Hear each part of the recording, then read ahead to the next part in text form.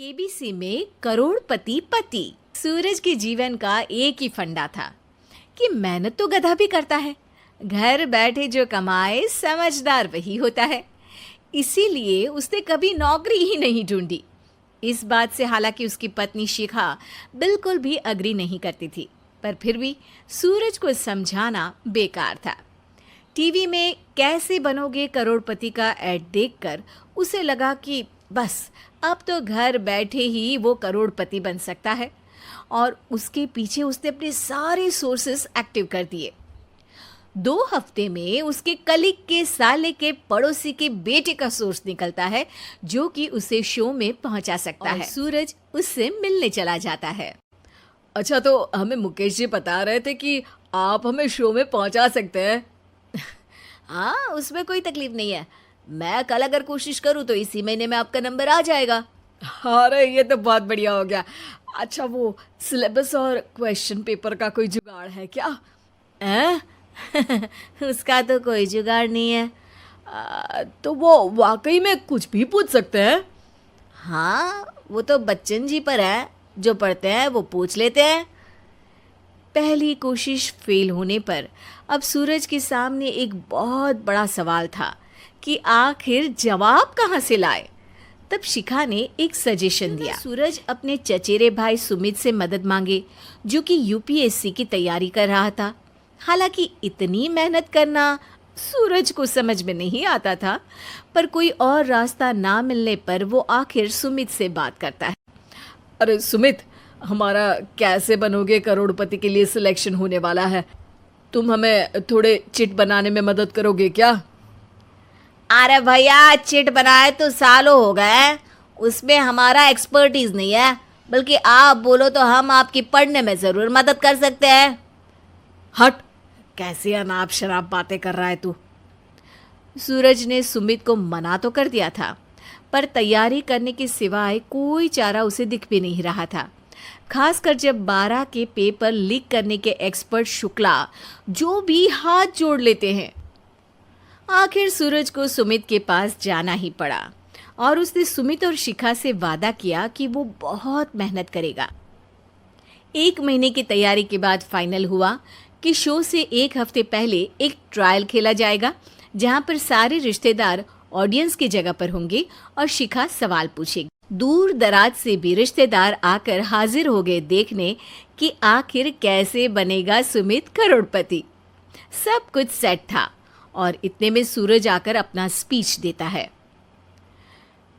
ये 1 महीना मेरे लिए आसान नहीं था, पर अपने भाई सुमित और अपनी पत्नी शिखा की मदद से मैं इतनी दूर पहुंच पाया हूँ। मेरे मम्मी पापा के आशीर्वाद ने भी बहुत साथ दिया है मेरा। मैं उम्मीद करता हूँ कि आज के शो में आप लोगों को बहुत मज़ा आएगा।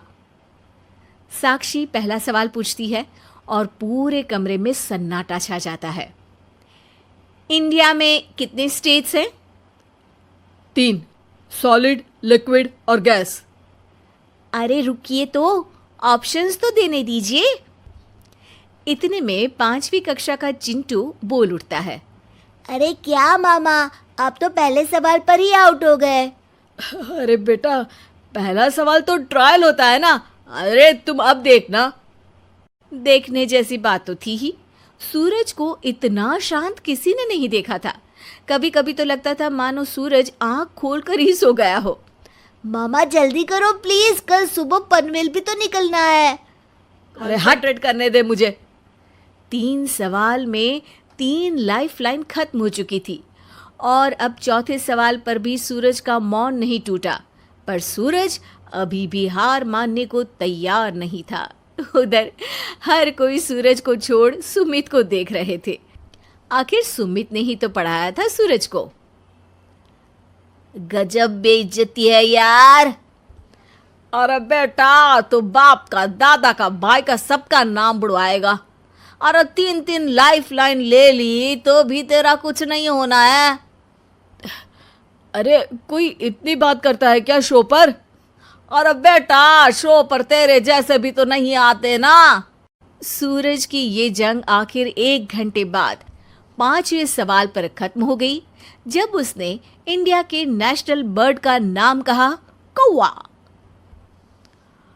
अरे बेटा, मजा तो बहुत आया, बस थोड़ा टाइम पर खत्म होता तो आनंद भी आ जाता।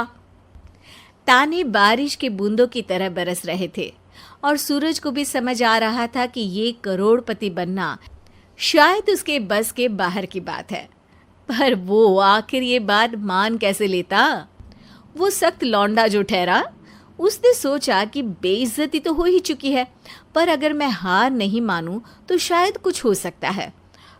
शिखा, तुम देखना, असली शो में आग लगा दूंगा, आग, करोड़पति बनूंगा मैं। हाँ, सब्जियां खत्म हो गई है घर पे, ले आओ।